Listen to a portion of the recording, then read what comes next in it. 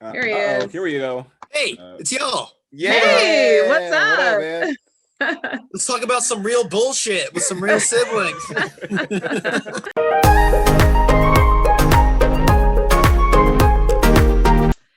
Hey, welcome back, everybody. This is Real Talk.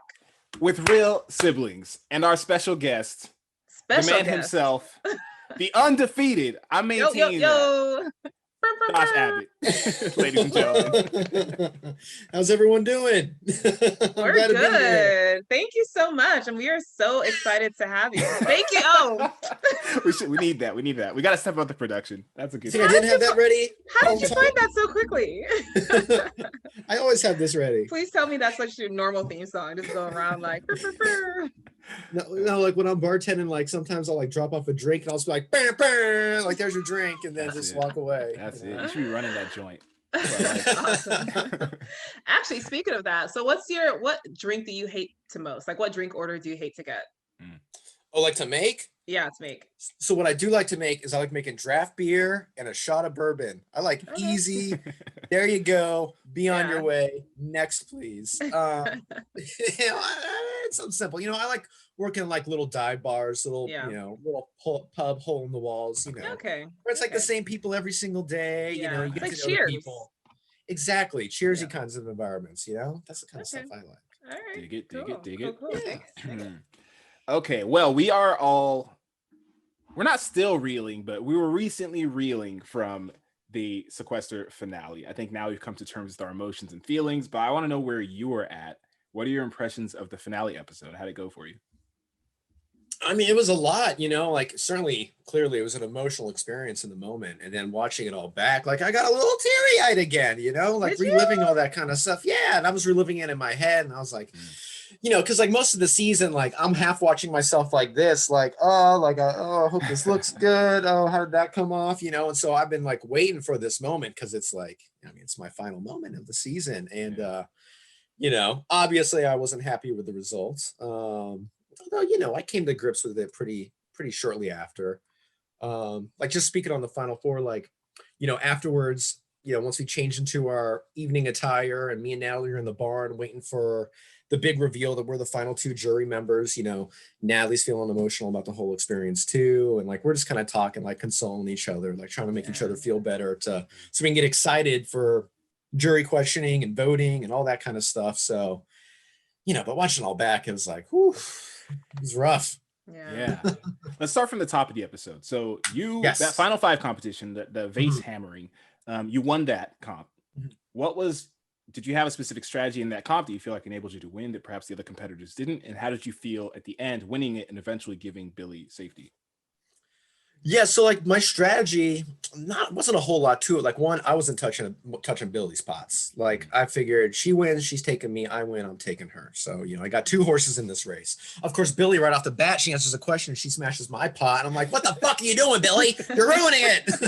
And but you had the option of either putting one ball in three separate pots, or you could put two balls in one pot and one ball in another pot, which I would never put two balls in one pot because then you're just limiting the amount of lives you have in the game. Yeah. And at the very end, Billy was ahead of Jacob by two balls, and then Jacob cracks it and boom, gets two balls out of Billy. And it's like, oh my God. And it tied up. And like, I thought Billy had it locked, like it was done.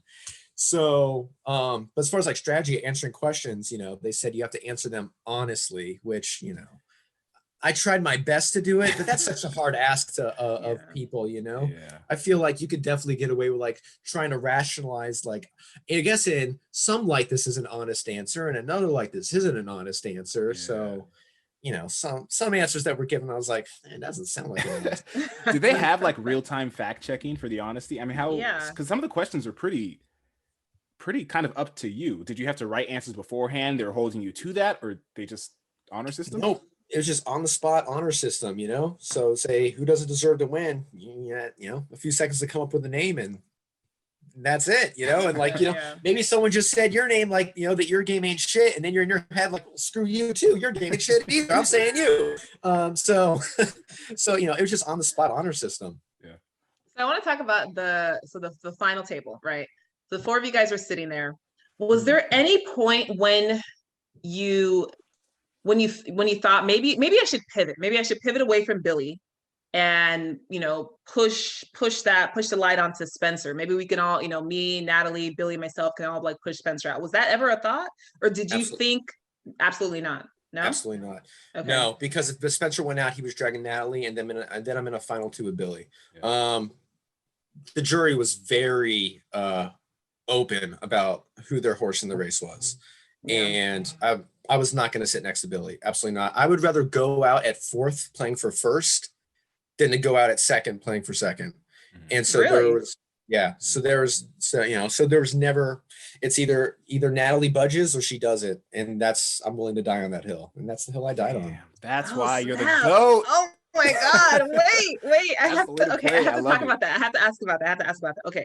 So the first vote, it's a tie. You guys point, the pointing, it's a tie.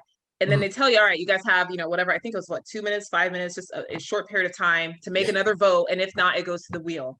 All right. Did you think that during that second vote, that second, portion of deliberations, that there had been enough said to convince Natalie to change her vote? Or did you think it'd be a tie again? I really didn't know. I was really nervous about a tie, obviously. It didn't show everything that I said to Natalie. Obviously, it showed that I said to her, Natalie, if I go out on a wheel, I'm dragging you. Basically putting her in an unwinnable situation. Either you go out by the wheel or I go out on the wheel and you're dragging. So if you want any shot of not getting eliminated here, you have to pivot and vote Billy because I am not budging. And Natalie wasn't doing it. And I mean, I was begging, pleading with Natalie, don't throw your game away. We've come this far. We've worked so hard to get here. Like, don't do this. Don't do this to me. Don't do this to Spencer. Don't do this to yourself. Like, you've worked so hard for this. Like, like you have and I didn't, and after the whole thing was over, like real talk, like from the time that I woke up on finale night to the time I went to sleep, I was up for about 72 hours straight. Like my brain did not shut off. I was still in game mode. I could not get out of game mode. Yeah. And it wasn't so much like, what could I have said? What could I have done? Because ultimately, if I could have said it, I would have said it. But I didn't say it because I couldn't say it. So whatever the combination of words that I needed to say to Natalie to get her to flip, if those words even existed, it wasn't in me to put those out there. But, I certainly thought of, words like, what could I have said, but didn't happen. Oh, damn. That was wild. That give me chills. I'm like reliving it. I know all over again. Cause oh man. Yeah. Okay. So do you think if you had been, I know you did not want to be put in this situation, you did not envision this situation. Do you think if you were sitting next to Billy, you would have gotten more votes than Spencer? I thought about that. And I mean, if I get more votes than Spencer, I'm either at 5 or 6, and in which case, if I get 6, I'm winning, and I don't think I was winning. And, one thing to keep in mind about Spencer's 4 votes, like, he was friends with Katie before he came in that house. He was friends with Brent before he came in that house. Those are votes that were locked in with him that you could argue had nothing to do with Spencer's gameplay, of which I had 0 people like that on the jury. Yeah. So I didn't have anything in the bag based off of any sort of pregame relationships like Spencer did. So do I get the 4? That's kind of tough. I don't know. Like, I didn't have that relationship with Jacob that he got. If Natalie's going to throw her game away for Billy, like, I'm not getting her vote. Rachel, Shireen, Muna, they're locked in for Billy, like, guaranteed in the bag, So it would have been tough, I think, to get to 4 votes against Billy for me. Yeah. Damn, you really worked this all through. This is such a contrast to how Jacob described his gameplay, where he said because Spencer told us about how you guys were legit sequestered in the house. Like, you didn't really even interact with each other much throughout the week. And we were asking Jacob, like, how did you deal with having, like, being locked away for however many hours and having to come out and having 20 minutes to plead your case or to sway whatever? And he's like, yeah, I would just like think about it for 20 minutes and then watch Netflix. Where it sounded like you were dialed in the whole time. Is that correct? Oh, absolutely. Like, I never stopped thinking about the game when I was there. Like, I barely slept. Like, I was living and breathing it. And also, like, one thing that might have helped me out is, so on day 1, they moved me into this bedroom on the top floor.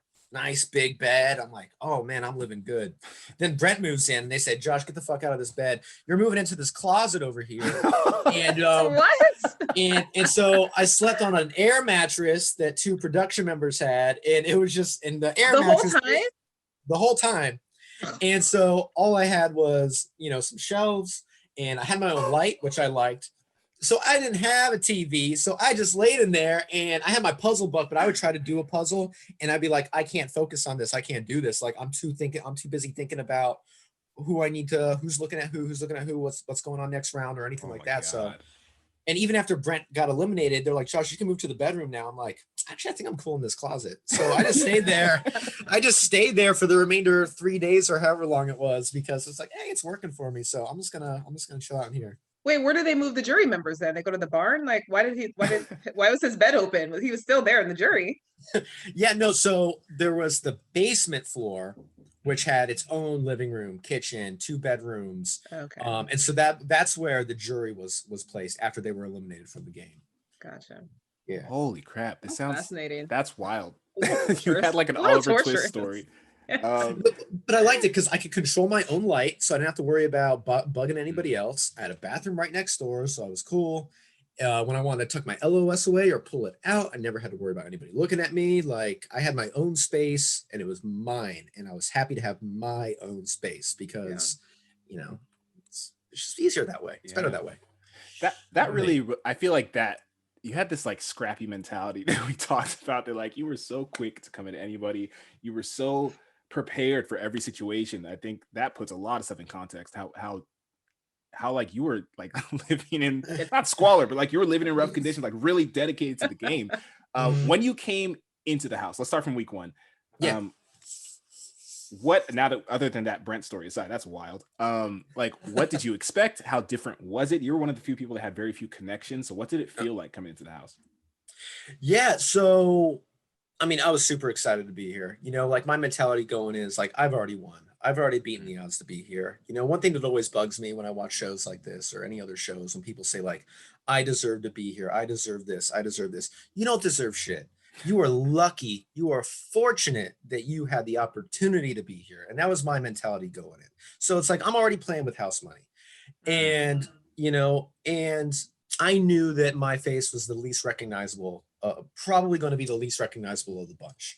You know, I don't have a big profile. I rode in a van here with Brent and Muna, who I'm like, oh, shit, like these are, everybody knows who these people are within the community. And so, you know, once the game starts, or day 0, you know, where you get to meet and greet kind of day, I talked to people, obviously bonded with Billy right from the jump. And I felt really good about that. But like the vibe I was getting from other people, like, it didn't feel too good like that first day, you know? And like me knowing myself, like I need a minute. I need a minute to get going socially. I need to like feel people out, know who people are. And then, you know, then I can start moving, and then I can start revealing more parts of myself, because I know me at 100 is going to be a lot. So I can't give you 100. I have to be a little bit reserved. I knew that would work against me. And, you know, ended up getting voted out the first round. But yeah. So I was like, this ain't working. So I pivoted. It's like, I'm gonna go look for an LOS. Like, let's go. Let's talk about that first round, because to me, I feel like that actually set the tone for the whole season. I mean, you know, most maybe can speak to it as well, because this was his first time watching Sequester. So like everything was brand new. I had like binged a couple of the seasons, but watching your battle with Jay West, to me, was one of the greatest moments I have seen in all of Sequester, like in all of the seasons. It was so amazing. Like the amount of trash talk going into it, and just how you just demolished him. Talk to us about that. And then talk to us about what it was like coming into the house after that. Because now you know, okay, the house targeted you, they voted you out. And, you know, how did you shift your game coming into the house after that win? Gotcha. Okay, I guess I'll start with like picking Jay West, and then like get into it, you know? So it's like, okay, you can reveal 3 votes. I picked Brent, Jay West, Katie. Brent, obviously I threatened him. I'm going to follow through. You don't come through, you're going in. Katie, I heard she's running around with my name, and Jay West gave me his word that he was voting for Katie. And also, those are the 3 biggest recognizable faces of the bunch that were in there in exile with us. And I wanted to take out somebody who people knew. I wanted to make the biggest impact I could possibly make. So coming back into the house, I wouldn't be put in that situation again. I wanted to make a statement, like, do not fuck with me. Like, that's what I wanted people to know, you know? And like Jay West was saying, obviously, you know, he said like, you know, if you want to come back in this house, take Katie. I'm ready to go. Let's do this. And at that point, it's like, all right, cool. Like you can be the one that can go in. And he was also saying, "Oh, why'd you pull me in? I wanted to work with you. If you want to work with me, you have to work with me right now. There's no, I want to work with you in the event you come back from a battle match that I sent you into. That doesn't work that way. If you're not working with me right now, then it doesn't matter to me. I might have it tomorrow. So yeah, so we get in the battle match. He's saying his shit, and I'm just like poking him, just like let me just poke him, like let me just try to get in his head. He's saying like you ain't shit, and I'm saying what's your favorite kind of sandwich? But yeah, so I win that. I come back in the house, and man, I was laying back that night thinking like, am I gonna make a speech when I come back out of those barn doors? Like, and I had a speech ready. I had two speeches ready. I had the nice speech and I had the mean speech ready. And I wasn't sure, like, should I give either of these, or should I just sit back and hope that the work I put into people like Shireen and Billy and Muna, and that's going to be enough to keep me safe for like this next batch of rounds. Mm-hmm. And that's the route I went, and it worked out for me. So yeah, that was my mentality coming back in. That was a wild week. And that competition was, I'd never watched Sequester before, so that comp was what got me hooked. I was like, you can do this? Like, you can just make fun of dudes as you're beating them in a puzzle? Like, this is my kind of show. You had a lot of I think maybe more so than anybody in that house, you relied on strategy. You didn't have the social connections. You built them, of course, but you leveraged your strategic thinking, I think, in some ways more so than your social capital. You had the, I have a list of all the strategies. Well, looking for the LOS first week, right? First day even. You had your really, I think, sophisticated appeal to the jury in the Shark Tank episode. You had the 1-for-1 deal and the sand pouring. You had the plan to play the LOS on Natalie. You had every week, it seemed like you had a really well thought out strategic plan. How much of that was as a result of your brain going on the game all the time? How much of that is you thinking on your toes? How did those come about? Yeah, like all the ones that you listed, like that's just like boom on the spot. Like, okay, this is happening. I got to pivot. Like, how do I put myself in the best situation? And it's just always like in an instant, like I'm changing what I'm doing. Like, even like date night, I come into that with Brendan. And I'm like, let's get rid of Spencer because Spencer's going to go in, maybe he'll pick Muna again, whatever. It's easy. And then I talked to Muna, and now Muna's saying that she's cool with Spencer now. I'm like, well, if Spencer's cool with Muna, then Spencer ain't going to drag Muna. He's going to drag probably Brendan or Marcello. I don't want Brendan to go because I'm thinking Brendan's in my final four plans. Brendan is in the spot that Spencer ended up in. And so once, and so it's like, all right, I got to pivot. And then I'm hearing Muna, and it's like, okay, let me throw my vote on Marcello. If Marcello goes, cool. See you later. But, and then if Muna goes, great. No blood on my hands. Billy still trusts me. If Muna comes back, she still trusts me. And then I'm sitting pretty moving into the next round. So it's just always just on the spot, like just thinking. That's amazing. Oh, that's amazing. I forgot about the 1-for-1, the sand part, right? That was cool. Yeah. I remember when I was finding the thumbnail for that episode, I was trying to find a spot like right when you were like dumping half the sand out. It was like really hard to find it, but I watched that. I watched one of those scenes like at least like 5 or 6 times. It was so funny. You look around and be like, so talk to us about I don't know if you have any regrets. And I know it's one of those things like you played it as you played it, and I think overall it seems like it was a really amazing experience. But if there was one move you wish you hadn't made, or if there was something that you wish you had done, do you have any regrets? I actually thought about this yesterday. Like, that was kind of a boring answer, but I don't really think I do have any regrets. Like, I think I played the game based on the information that I had. I think I always, try to make the move that made sense to me, that was in my best interest. And then like, obviously things didn't pan out in the end, but speaking, Natalie quitting essentially, but like, I had no idea she was going to do that. The round before, Natalie was like, okay, I'll vote out Jacob with you. She just demonstrated that she was willing to vote out an ally in favor of herself. So I had every reason to believe that Natalie would be selfish going to that final four moment. So as far as like, any moves that I regret, I really don't. Like, I played the game that I wanted to, and I'm proud of the game I played. And, I stand by the decisions that I made. And you didn't lose. Let's make that clear. All right. Wheel doesn't count. You're undefeated. that season didn't end with you losing. I'm gonna hold on to that. What was it like? So leaving the house now that you're out, and you were watching this whole season from outside the house. What was it like engaging with the season from that perspective, from the spectator's chair, and also engaging with the fans or the other castmates from after the game? Yeah, so it was wild, like especially after that first episode, I'm getting all these likes and retweets and follows and oh my god, Josh Stan. I'm like, oh well, this is nice. This is nice. I like this, And every week, I'm kind of wondering like, all right, is this the week they all hate me? Is this it? Is this the week? Like, is this the week where I do something bad or something? But no, like just watching it all back was just, I mean, it was an awesome experience. The story of my game, I think, was pretty accurately represented in the edit. And so I was happy about that. I don't know. I was happy to watch it. I'm glad. I'm glad with what was shown. Nice. That's good. And that's I feel like that can be, well, I think Sequester seems to do a good job with that. Most of the house guests seem a lot more okay with their presentation as opposed to something like Big Brother. Are you a fan of other reality shows? Do you watch them regularly, or is this kind of your main? Big Brother, Sequester, The Genius. I watch all of it. Oh, I haven't gotten to The Genius. I need to get into that. I keep hearing about that. Yeah. It's so good. Okay. You had one moment that set Twitter on fire, perhaps more than any other, at least from the ones that I was following.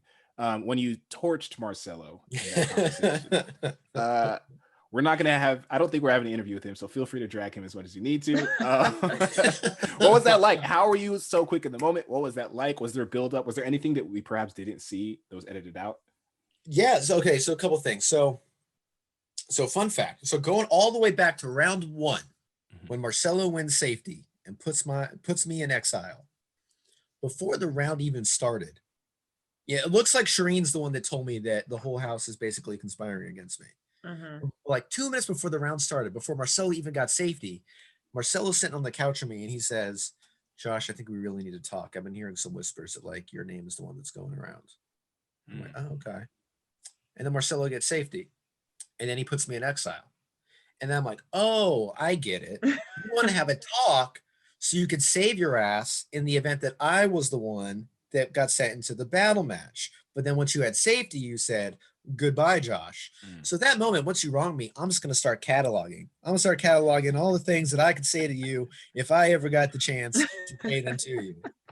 So fast forward to that moment, another thing, not on camera, right before it's announced that Jacob is the one who caught the votes, that he's the one that's going to get to pick who he wants to go into the battle match. Marcello's standing right next to me, and Marcello says, Josh, just so you know, whatever happens next, like, I just want you to know, like, I think you're playing a great game, and like, I really respect what you're doing. And I'm like, okay. What the hell does that mean? It's like, pretty sure Jacob's got the votes here, so like he ain't gonna be dragging me or anything, but all right. So then Marcello goes up there and he says, I want to say something nice about everybody here except for one person. That and then he's so weird. And then he's going down the line, and I'm like, all right, it's just me and Natalie left. He's gonna say something mean about one of us, and then he says something nice about Natalie, and I'm like, what the fuck is this guy gonna say? And then he goes, and I'm just trying to block the sun out of my eyes, and he calls me a pussy. I'm like, what? What are you talking about, Marcello? What? And so in my mind, I'm half like, fuck this guy. Like, let me go in on him. And then half of me is like, is this a ruse? Is this like some plan of his? Like, is that why he just said what he said? Like, yeah. Like, what is his angle here? I don't get it. So actually, I kind of held back a little bit because I didn't want to be too mean to him. But, I was like, all right, well, hey, if we're going in on each other, let me go in on you a bit. How was you holding back? Pretty sure you said F you to him. So that's fascinating. If that's you holding it back. You're like, I was being nice to him. I held back like a hair, but like the whole thing was just, it was awkward. It was awkward, the whole moment. So Marcello says afterwards, the whole season's over. He's like, yeah, I was just trying to make it look like you and I had some beef going. So that way, if I came back in the house, like it would look like that we were at each other's throats, which isn't even like a great strategy because then there's going to vote one of us in, thinking we're going to drag the other one in. It doesn't even make sense. I don't know if that's really the truth or not. We'll never know the truth. That's what I think. So, But yeah. And he didn't really tell you that. Maybe that's he was trying to kind of like save himself by telling you beforehand, hey, I think you're great, da da da. But like, if that was really his plan, he would tell you the plan of like, hey, I'm gonna flame you, you know, and so don't take it personally. But that is maybe he wanted a genuine reaction, and he got it. Yeah, he got a reaction. Marcello. That was my favorite moment of maybe any reality TV show, to be honest. That's exactly the kind of thing I like to watch. Let's segue directly into your relationships with people outside the house. It seemed like you were able to forge a pretty good relationship with everybody. You didn't have, other than that Marcello moment, it seemed like you were generally on good terms with everyone. But are you still in communication with each other? Is there anyone outside the house that you feel like you've lost with, or any unexpected changes in relationships since the game ended? For me personally, no, not really. Like, I'm cool with everyone, you know. I'm in this group chat, I'm on this Skype call, whatever. Like, I never did anything personally. I never crossed a line with everybody. Like, none of my moves are made out of malice or anything. It's just, you know, either I think you can advance me in this game at this point in time, or you can't. But like relationship wise, you know, like, I'm Josh, I'm your buddy. So, you know, so like I'm cool, you know. So yeah, no, nothing's really changed as far as my relationships are concerned. And I'm thankful for that. You know, I wish more people on the cast were, you know, a little more feeling good about each other, but you know, people don't see things the same. And you know, ultimately those are their relationships. So yeah, you can't help that. So you mentioned being a Big Brother fan, and obviously most and I are huge super fans. What do you think would be like your biggest challenge in Big Brother? Week one. Week you one. know, yeah, you know, for the same reason, like I'm somebody that needs just a little bit of time, you know, in order to get people to warm up to me, and I can show them myself. And I think like if I get in, I'm in. You know, I can navigate all that kind of stuff. I can navigate the relationships. I can go over here, do the whispers and all that kind of stuff. But yeah, no, just like that, that first week or so, especially with the people they cast on Big Brother. If they cast a bunch of 22-year-old Instagram models and my balding ass, you know, they're gonna be like, no, you're not one of us. Get the hell out of here. And so I'm gonna need a minute to get them to like me. If I want to stick. True. Would you use that same that prison strategy of like walk up to the biggest dude and hit him in the mouth and then, you know, sort out the pecking order right away? Would you use that same strategy? Hit the biggest dude in the mouth. Was Jay West the biggest dude? No, not well, but you did say like you wanted somebody who was notable, like you wanted to let him know. Right. Yeah. And send a message. Send a message. You're big on sending messages. You did the same thing at the final table with Natalie. You're like, if anybody ever watches this, I need them to know when I make a promise. When I say I'm gonna come for you, I'm gonna come for you. My game's over. My game's over. Gotta start playing for the next time if I ever get a chance. So oh, man, pivot. But yeah, no, I mean, I guess so. I'll just take out who's the biggest linchpin, who's holding everyone together. You can go. Let me take your spot. I want your spot. Let me get in there. Who is your? I'm just intrigued about your reality gameplay in general and your views on reality game shows. Who's your favorite Big Brother contestant ever, if you have one, and what do you admire about their game? So, the answer I would have given you 4 months ago, actually, it's probably the answer I'd still give you. I mean, kind of a boring answer. I like your Dr. Wills. I like your Dan Gieslings. I like your, you know, your manipulative, I'll cut you when I cut you. But I will say that being on this season of Sequester kind of makes me view their games in a little bit of a different light. Like when I had to cut Billy, it hurt me. It hurt me to have to cut Billy, you know, and I only knew her for a week. And I felt for her. I knew how badly she wanted it. I knew why she wanted to win. And like, it hurt me to cut her. I was still going to cut her, but it hurt me. But when you watch other people like a Dan or a Dr. Will, they don't give a fuck about you, you know? Yeah. And it's just like, they look like sociopaths now that I've been in a game like this. Like, yeah, I'll do it. I'll do what I have to do to win. But like, I could never like completely remove my emotions from the game, you know? You watch these games all the time, you see people crying, getting emotional. It's like, what the hell is wrong with you? It's just a game. And they're there for like 98 days or whatever. Yeah. I was there for 7 and I'm crying my eyes out having to get rid of somebody, you know? So it definitely makes me view a lot of players in a different context, in a different light. And I'd be interested to maybe go back and watch some seasons and just see if I feel, a little bit differently about some people, Mm.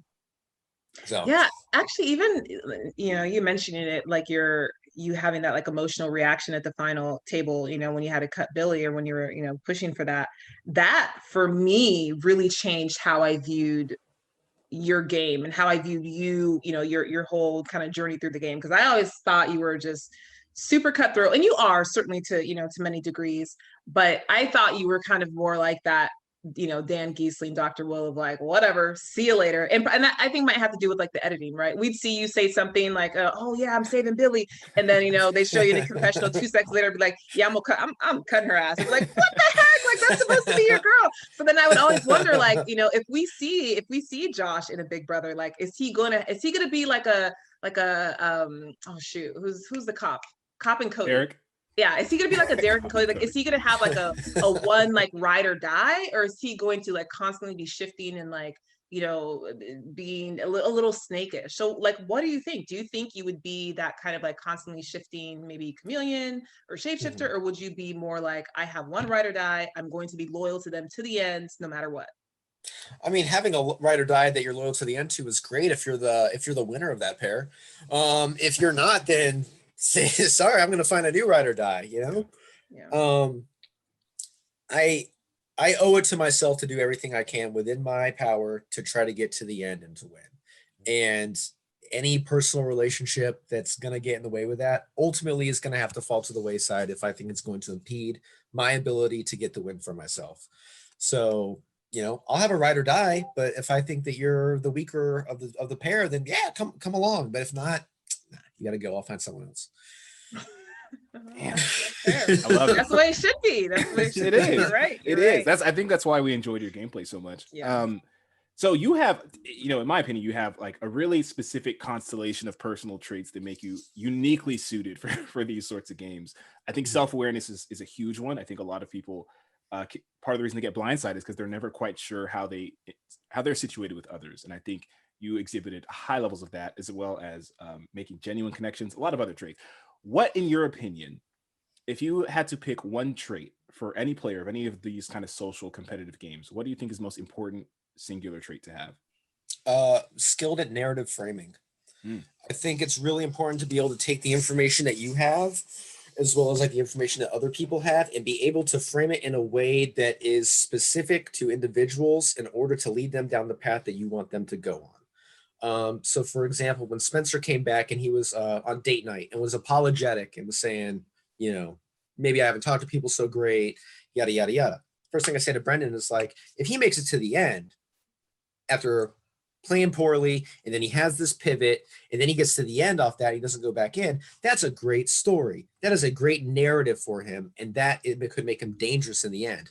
I don't fully believe that, but that's just my reasoning to get people on board with voting out Spencer, because I think Spencer's going to pivot and hit Muna again. And I said the same thing to Muna, but Muna said, hey, I'm cool with Spencer. So it's like, all right, throw that away.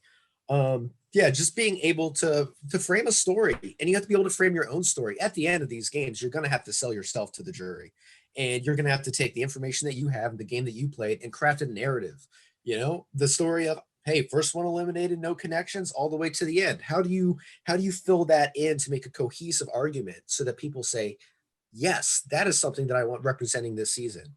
So all throughout, you're going to have to be able to frame things narratively to get people to go along with what you want them to go along with. So that's, narrative framing. That's my answer.